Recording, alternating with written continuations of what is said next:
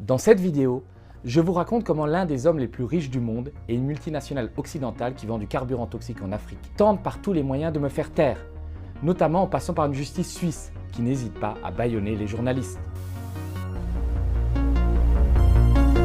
Le drame de l'Afrique, c'est que l'homme africain n'est pas assez entré dans l'histoire. La France, elle est liée à l'Afrique. Il y a comme une convergence d'intérêts communs. Mais vous m'avez parlé comme si j'étais le président du Burkina Faso. Quelque part, vous me parlez comme si j'étais toujours une puissance coloniale.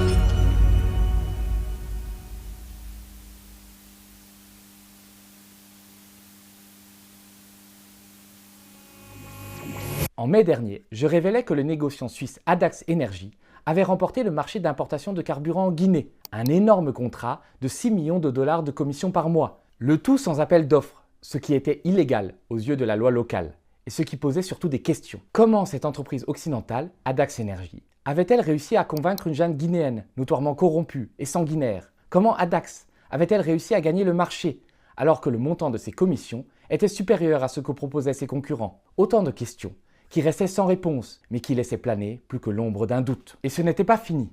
Peu après la sortie de mon enquête, j'apprenais qu'Adax Energy inondait la Guinée d'un carburant de mauvaise qualité, causant la casse de moteurs de voitures, paralysant l'économie et empoisonnant la vie de tout un pays. C'est une pratique habituelle de l'entreprise suisse, qui était pointée du doigt en 2016 par un rapport de Public Eye, une ONG basée à Zurich et à Lausanne, qui avait révélé qu'Adax vendait du carburant frelaté en Afrique, profitant de la faiblesse des réglementations locales. L'essence vendue par Adax contenait des teneurs en soufre 400 fois supérieures à ce qui était toléré sur le marché européen. Un vrai scandale sanitaire, puisqu'Adax, comme d'autres négociants occidentaux, mettait en danger la vie de dizaines de millions d'Africains qui, à cause de ce carburant toxique, pourraient être victimes de cancer ou de maladies respiratoires. Face à cette menace, la société civile guinéenne a sonné le branle-bas de combat.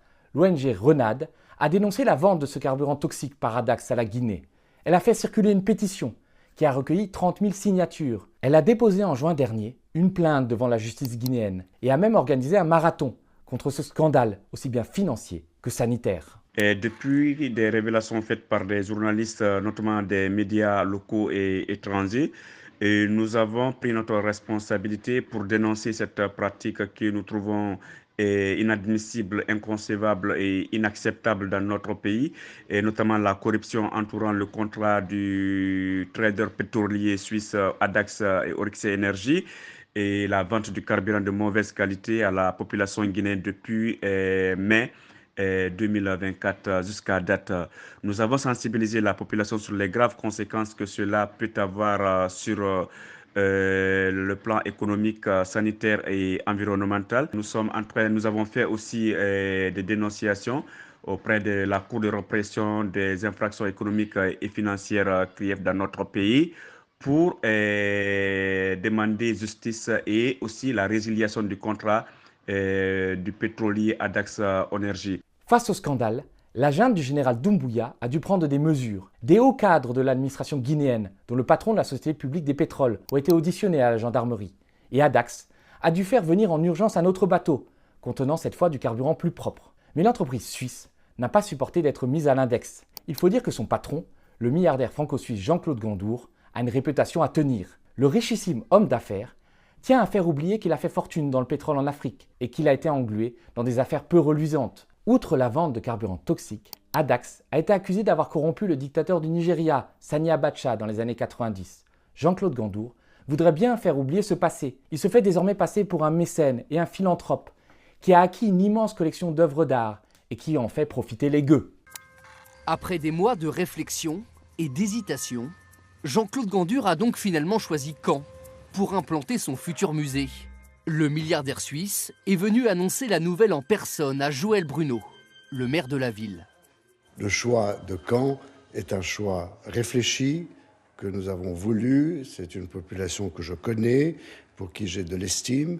Et donc, je suis absolument ravi du choix que la Fondation a fait de venir ici s'installer. Jean-Claude Gandour, 75 ans, est l'un des hommes les plus riches de la planète. Passionné d'art, ce magnat de l'industrie pétrolière a aussi amassé depuis des années une incroyable collection d'antiquités grecques et égyptiennes, mais aussi d'art contemporain. Il y a 2 ans, il a mis en concurrence plusieurs villes françaises pour accueillir un musée afin d'y exposer toutes ses œuvres. Un musée qu'il construira à ses frais en échange d'un simple terrain. La ville de Caen va donc accueillir un musée qui symbolisera non pas la générosité d'un collectionneur d'art, mais bien le pillage de l'Afrique. Car c'est avec les milliards gagnés en vendant de l'essence toxique aux Africains que Jean-Claude Gandour a pu acquérir cette fabuleuse collection de bibelots qu'il offre généreusement à la ville de Caen. Il faut donc que rien ne vienne perturber cette jolie petite musique, et surtout pas un scandale qui mouillerait Jean-Claude Gandour et Adax en Guinée. Avant la publication de mon enquête en mai, et conformément à la déontologie journalistique, j'avais proposé à Adax de répondre aux accusations de corruption dont l'entreprise faisait l'objet. Mais Adax ne m'avait jamais répondu. Par contre, dans mon dos, et sans que je ne sois prévenu, Adax et Jean-Claude Gandour ont saisi le tribunal civil de Genève, en Suisse, dans le cadre d'une procédure un peu particulière et qui n'existe qu'en Suisse. Elle s'appelle une requête de protection de personnalité. Ce type de requête est utilisé en Suisse pour bâillonner les journalistes et a été dénoncé par des organisations comme Reporters sans frontières. Elle permet à un tribunal d'ordonner le retrait d'un article ou d'une vidéo, ou même d'interdire à un journaliste de s'exprimer sur un sujet.